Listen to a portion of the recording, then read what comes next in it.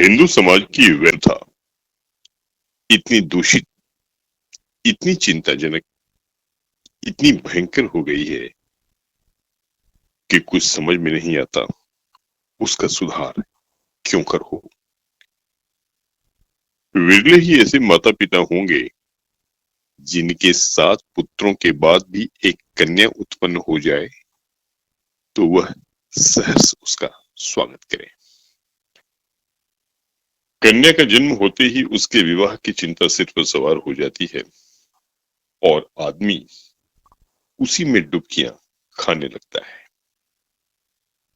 अवस्था इतनी निराशामय और भयानक हो गई है कि ऐसे माता पिताओं की कमी नहीं है जो कन्या की मृत्यु पर हृदय से प्रसन्न होते हैं, मानो सिर से बाधा टली। इसका कारण केवल यही है कि दहेज की दर दिन दुनी रात चौगुनी पावस काल के जल वेग के समान बढ़ती चली जा रही है। जहां दहेज की सैकड़ों में बातें होती थीं, वहां अब हजारों तक नौबत पहुंच गई है। अभी बहुत दिन नहीं गुजरे कि 1 या 2 हजार रुपए दहेज केवल बड़े घरों की बात थी। छोटी छोटी शादियां 500 से 1000 तक तय हो जाती थी। पर अब मामूली मामूली विवाह भी 3-4 हजार के नीचे नहीं तय होते। खर्च का तो यह हाल है और शिक्षित समाज की निर्धनता और दरिद्रता दिनों दिन बढ़ती जाती है। इसका अंत क्या होगा ईश्वर ही जाने। बेटे 1 दर्जन भी हों तो माता पिता को चिंता नहीं होती। वह अपने ऊपर उनके विवाह भार को अनिवार्य नहीं समझता। यह उसके लिए कंपल्सरी विषय नहीं, ऑप्शनल विषय है। होगा तो कर देंगे, नहीं कर देंगे बेटा, खाओ कमाओ, समाई हो तो विवाह कर लेना। बेटों की कुचरित्रता कलंक की बात नहीं समझ आती, लेकिन कन्या का विवाह तो करना ही पड़ेगा। उससे भागकर कहां जाएंगे। अगर विवाह में विलंब हुआ और कन्या के पांव कहीं ऊंचे नीचे पड़ गए तो फिर कुटुंब की नाक कट गई। वह पतित हो गया, टाट बाहर कर दिया गया। अगर वह इस दुर्घटना को सफलता के साथ गुप्त रख सका तब तो कोई बात नहीं, उसको कलंकित करने का किसी को साहस नहीं। लेकिन अभाग्यवश यदि वह इसे छिपा न सका, भंडाफोड़ हो गया, तो फिर माता पिता के लिए, भाई बंधुओं के लिए संसार में मुंह दिखाने को स्थान नहीं रहता। कोई अपमान इससे दुस्सह, कोई विपत्ति इससे भीषण नहीं। किसी भी व्याधि की इससे भयंकर कल्पना नहीं की जा सकती। लुत्फ तो यह है कि जो लोग बेटियों के विवाह की कठिनाइयों को भोग चुके होते हैं, वही अपने बेटों के विवाह के अवसर पर बिल्कुल भूल जाते हैं कि हमें कितनी ठोकरें खानी पड़ी थी। जरा सी सहानुभूति नहीं प्रकट करते, बल्कि कन्या के विवाह में तो तावान उठाया था, उसे चक्रवृद्धि ब्याज के साथ बेटे के विवाह में वसूल करने पर कटिबद्ध हो जाते हैं। कितने ही माता पिता इसी चिंता में घुल घुल कर अकाल मृत्यु को प्राप्त हो जाते हैं। कोई संन्यास ग्रहण कर लेता, कोई बूढ़े के गले कन्या को मढ़कर अपना गला छोड़ाता। पात्र कुपात्र का विचार करने का मौका कहां, ठेलम ठेल है। मुंशी गुलजारी लाल ऐसे ही हतभागों मुंशी गुलजारी लाल ऐसे ही हतभागे पिताओं में थे। यूं उनकी स्थिति बुरी न थी, 200-250 रुपए महीने वकालत से पीट लेते थे, पर खानदानी आदमी थे, उदार हृदय। बहुत किफायत करने पर भी माकूल बचत न हो सकती थी। संबंधियों का आदर सत्कार न करें तो नहीं बनता, मित्रों की खातिरदारी न करें तो नहीं बनता। फिर ईश्वर के दिए हुए 2-3 पुत्र थे, उनका पालन पोषण शिक्षण का भार था, क्या करते? पहली कन्या का विवाह उन्होंने अपनी हैसियत के अनुसार अच्छी तरह किया था, पर दूसरी पुत्री का विवाह टेढ़ी खीर हो रहा था। यह आवश्यक था कि विवाह अच्छे घराने में हो, अन्यथा लोग हंसेंगे, और अच्छे घराने के लिए कम से कम 5,000 का तखमीना था। उधर पुत्री सयानी होती जाती थी, वह अनाज जो लड़के खाते थे वह भी खाती थी, लेकिन लड़कों को देखो तो जैसे सूखे का रोग लगा हो, और लड़की शुक्ल पक्ष का चांद हो रही थी। बहुत दौड़ धूप करने पर बेचारे को एक लड़का मिला। बाप आबकारी के विभाग में 400 रुपए का नौकर था, लड़का भी सुशिक्षित था।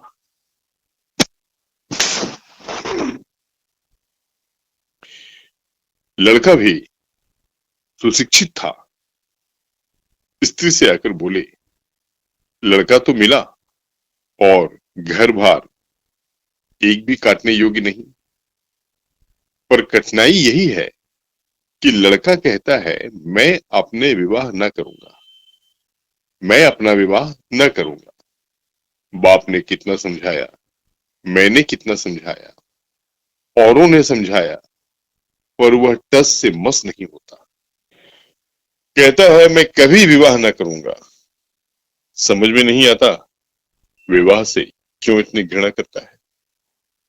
कोई कारण नहीं बतलाता, बस यही कहता है मेरी इच्छा। माँ बाप का इकलौता लड़का है, उनकी परम इच्छा है कि इसका विवाह हो जाए, पर करें क्या। यूं उन्होंने फलदान तो रख लिया है, पर मुझसे कह दिया है कि लड़का स्वभाव का हठीला है, अगर न मानेगा तो फलदान आपको लौटा दिया जाएगा। स्त्री ने कहा, तुमने लड़के को एकांत में बुलाकर पूछा नहीं? गुलजारी लाल बुलाया था, बैठा रोता रहा, फिर उठकर चला गया। तुमसे क्या कहूं, उसके पैरों पर गिर पड़ा, लेकिन बिना कुछ कहे उठकर चला गया।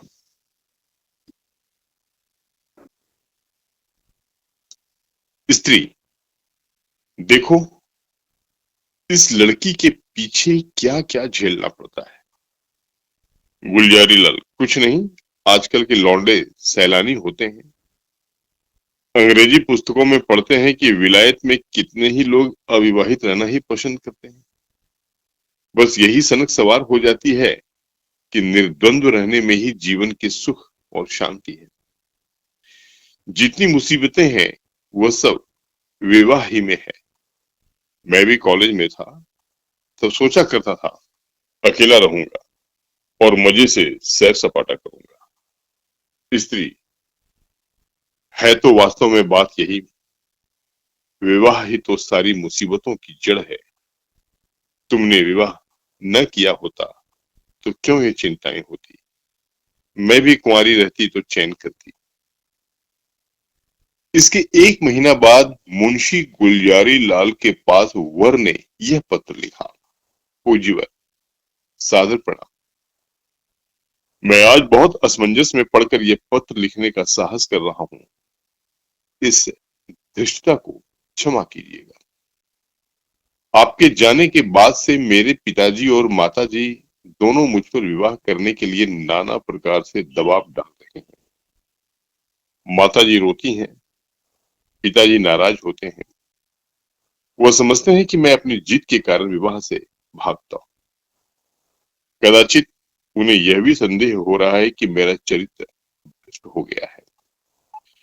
मैं वास्तविक कारण बताते हुए डरता हूं कि इन लोगों को दुख होगा और आश्चर्य नहीं कि शोक में उनके प्राणों पर ही बन जाए।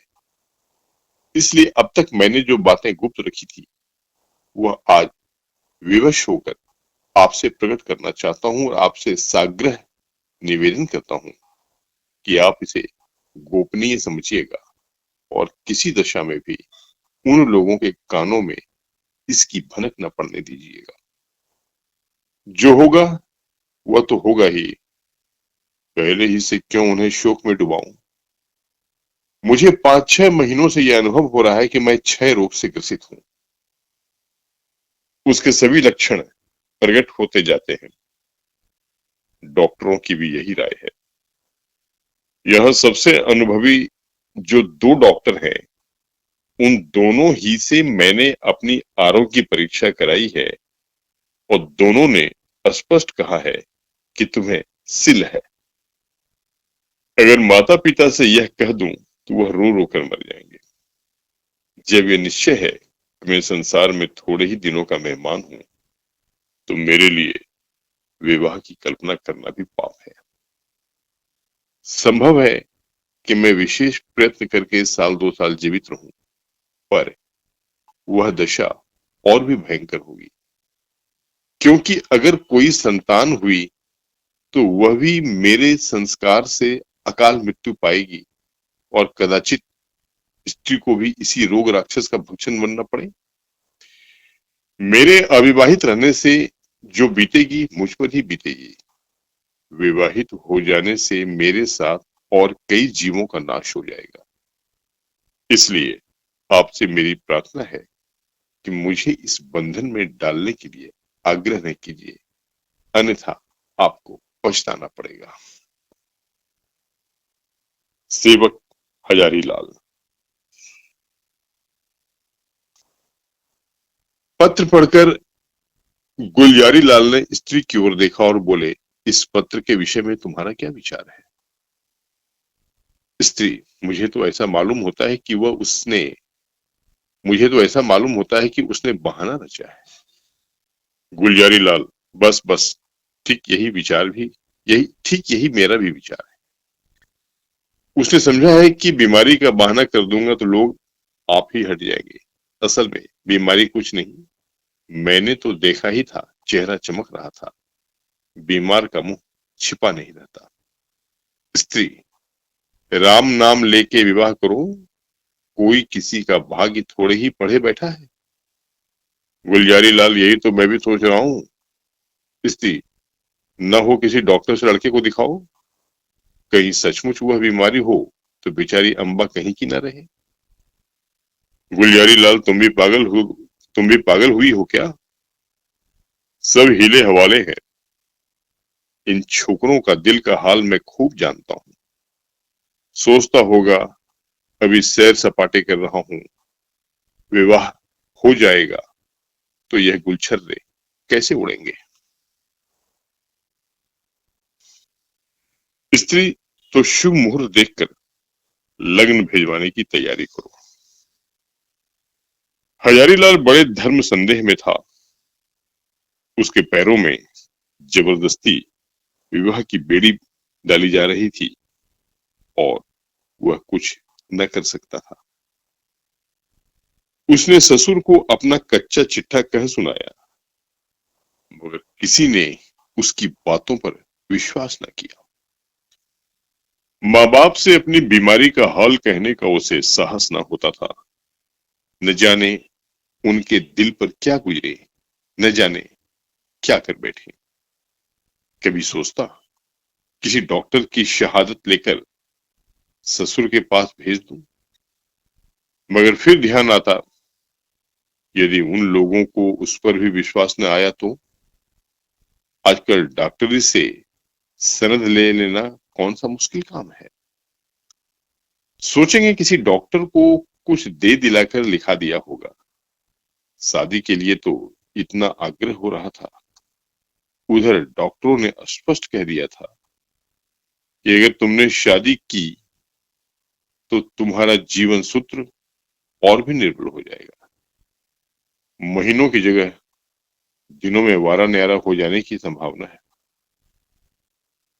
लग्न आ चुकी थी, विवाह की तैयारियां हो रही थी, मेहमान आते जाते थे और हजारीलाल घर से भागा भागा फिरता था।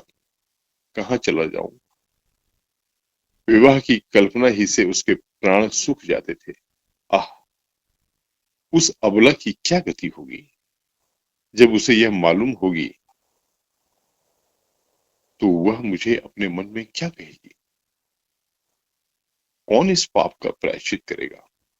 नहीं, उस अबला का घोर अत्याचार न करूंगा। उस अबला पर घोर अत्याचार न करूंगा। उसे वैधव्य की आग में न जलाऊंगा। मेरी जिंदगी ही क्या, आज न मरा कल मरूंगा, कल नहीं तो परसों, तो क्यों ना आज ही मर जाऊं। आज ही जीवन का और उसके साथ सारी चिंताओं का, सारी विपत्तियों का अंत कर दूं। पिताजी रोएंगे, अम्मा प्राण त्याग देंगी, लेकिन एक बालिका का जीवन तो सफल हो जाएगा। मेरे बाद कोई अभागा, अनाथ तो न हो, अनाथ तो न रोएगा। क्यों न चलकर पिताजी से कह दूं, वह एक दो दिन दुखी रहेंगे। अम्मा जी दो एक रोज शोक से निराहार रह जाएंगी। कोई चिंता नहीं। अगर माता पिता के इतने कष्ट से एक युवती की प्राण रक्षा हो जाए, तो क्या छोटी बात है।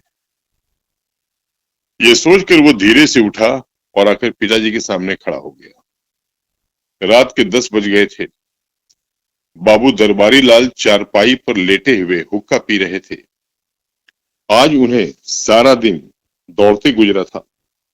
शामियाना तय किया, बाजे वालों को बयाना दिया, आतिशबाजी, फुलवारी आदि का प्रबंध किया।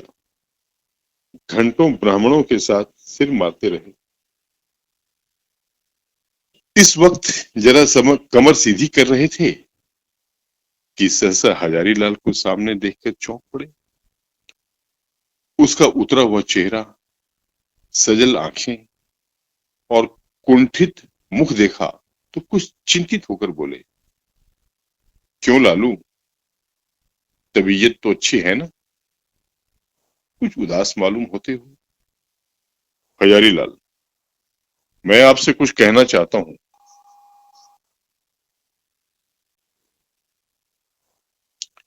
पर भय होता है कि कहीं आप अप्रसन्न ना हो।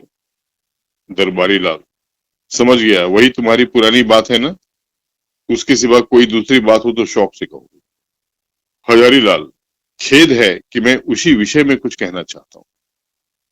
दरबारी लाल, यही कहना चाहते हो ना कि मुझे इस बंधन में न डालिए। मैं इसके अयोग्य हूं। मैं यह भार सह नहीं सकता। बेड़ी मेरी गर्दन को तोड़ देगी, आदि या और कोई नई बात है। हजारी लाल, जी नहीं, नई बात है। मैं आपकी आज्ञा पालन करने के लिए सब प्रकार से तैयार हूं, पर एक ऐसी बात है जिसे मैंने अब तक छिपाया था, उसे भी प्रकट कर देना चाहता हूं। इसके बाद आप जो कुछ निश्चय करेंगे उसे मैं शिरोधार्य करूंगा। हजारी लाल ने बड़े विनीत शब्दों में अपना आशय कहा, डॉक्टरों की राय भी बयान की और अंत में बोले, ऐसी दशा में मुझे पूरी आशा है कि आप मुझे विवाह करने के लिए बाध्य न करेंगे। दरबारी लाल ने पुत्र के मुख की ओर गौर से देखा, कहीं जर्दी का नाम न था। इस कथन पर विश्वास न आया, पर अपना अविश्वास छिपाने और अपना हार्दिक शोक प्रकट करने के लिए वह कई मिनट तक गहरी चिंता में मग्न रहे। उसके बाद पीड़ित कंठ से बोले, बेटा, इस दशा में तो विवाह करना और भी आवश्यक है। ईश्वर न करे कि हम वह बुरा दिन देखने के लिए जीते रहें। पर विवाह हो जाने से तुम्हारी कोई निशानी तो न तो पर विवाह हो जाने से तुम्हारी कोई निशानी तो रह जाएगी। ईश्वर ने कोई संतान दे दी तो वही हमारे बुढ़ापे की लाठी होगी। उसी का मुंह देख देख कर दिल को समझाएंगे, जीवन का कुछ आधार तो रहेगा। फिर आगे क्या का होगा फिर आगे क्या होगा, ये कौन कह सकता है। डॉक्टर किसी की कर्म रेखा तो नहीं पढ़े होते। ईश्वर की लीला अपरंपार है, डॉक्टर उसे नहीं समझ सकते। तुम निश्चिंत होकर बैठो, हम जो कुछ करते हैं करने दो, भगवान चाहेंगे तो सब कल्याण ही होगा। हजारीलाल ने इसका कोई उत्तर नहीं दिया। आंखें डबडबा आईं। कंठावरोध के कारण मुंह तक न खोल सका। चुपके से आकर अपने कमरे में लेट रहा। 3 दिन और गुजर गए, पर हजारीलाल कुछ निश्चय न कर सका। विवाह की तैयारियां पूरी हो गई थीं। आंगन में मंडप गड़ गया था। डाल, गहने संदूकों में रखे जा चुके थे।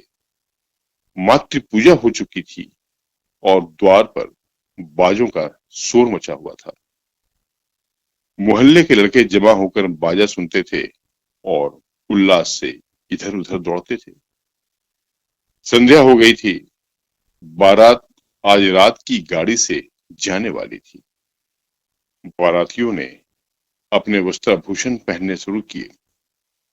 कोई नाई से बाल बनवाता था और चाहता था कि खत ऐसा साफ हो जाए मानो यहाँ बाल कभी थे ही नहीं। बूढ़े अपने पके बाल को उखड़वा कर जवान बनने की चेष्टा कर रहे थे। तेल साबुन उबटन की लूट मची हुई थी और हजारीलाल बगीचे में एक वृक्ष के नीचे उदास बैठा हुआ सोच रहा था क्या करूं। अंतिम निश्चय की घड़ी सिर पर खड़ी थी। अब एक क्षण भी विलंब करने का मौका न था। अपनी वेदना किससे कहे, कोई सुनने वाला न था। उसने सोचा हमारे माता पिता कितने अदूरदर्शी हैं। अपनी उमंग में इन्हें इतना भी नहीं सोचता कि वधु पर क्या गुजरेगी। वधु के माता पिता भी वधु के माता पिता भी इतने अंधे हो रहे हैं कि देख कर भी नहीं देखते, जाकर जानकर नहीं जानते।